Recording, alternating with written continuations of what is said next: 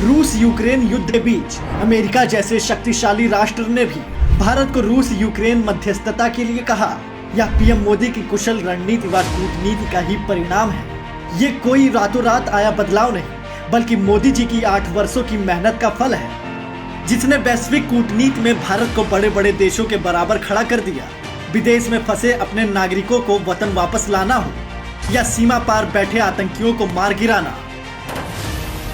लेकिन एक कद्दावर राजनेता और कड़े फैसले लेने वाले मोदी जी का एक और रूप है, जो अपनी कूटनीति और दूरदर्शी सोच में विश्व में भारत के उस रूप को फैला रहे हैं जो ताकत नहीं, सांस्कृतिक स्वरूप को महत्व देता है, जो अन्य देशों की तरह हथियार या सैन्य बल से नहीं, बल्कि दवाइयों, मदद और सेवा से दुनिया भर के लोगों के दिलों को जीत रहा है।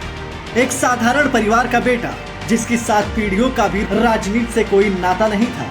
मित्रों, मेरे परिवार में 7 पीढ़ी में राजनीति का रवि मालूम नहीं है। पिछले 8 सालों में वो भारत की पहचान बन चुका है।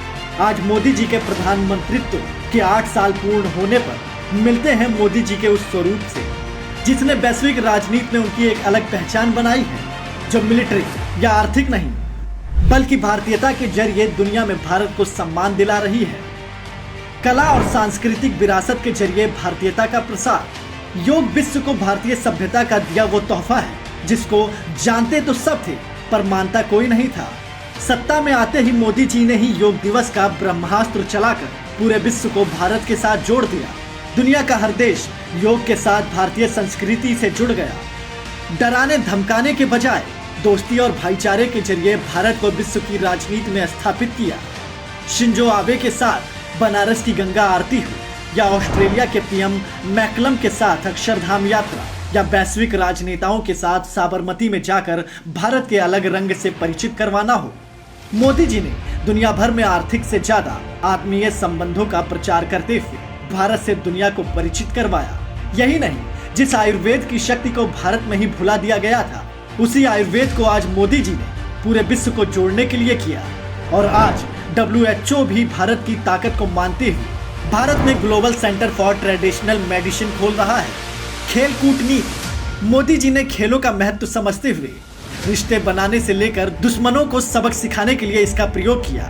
2014 में मोदी जी ने अपने पहले ही ऑस्ट्रेलियाई दौरे पर क्रिकेट कूटनीति का परिचय देते हुए कपिल देव और गावस्कर जैसे खिलाड़ियों को प्रतिनिधि मंडल में शामिल किया।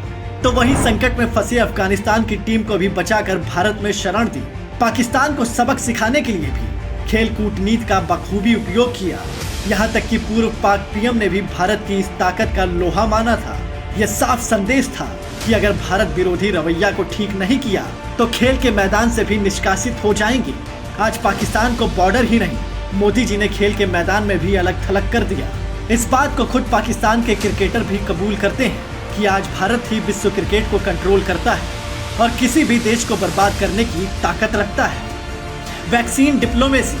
जब कोरोना जैसी महामारी से विश्व जूझ रहा था, तब दुनिया के संकट मोचक बनकर मोदी जी वैक्सीन पहुंचा रहे थे। बिना किसी अमीर गरीब देश का भेदभाव किए मोदी जी ने करीब 100 देशों में कोरोना वैक्सीन की 583 लाख डोज पहुंचाई। एक तरफ बांग्लादेश, मालदीव, म्यांमार, भूटान जैसे पड़ोसी देशों को वैक्सीन देकर रिश्ते मजबूत किए।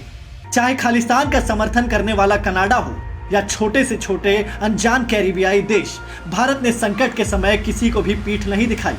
सिनेमा, कूटनीति, कला, संस्कृति और योग के साथ ही मोदी जी ने भी भारतीय कूटनीति की नई आधारशिला रखते हुए बॉलीवुड के जरिए भी भारत के संदेश को दुनिया तक पहुंचाया। अरब देशों में भारतीय सिनेमा के लिए रास्ते खोलने के बाद मोदी जी के प्रयास से कांस फिल्म महोत्सव में पहली बार भारत कंट्री ऑफ ऑनर बना, जिसके जरिए भारत में सभी देशों के फिल्म निर्माताओं को भारत में शूटिंग के लिए आमंत्रित किया गया।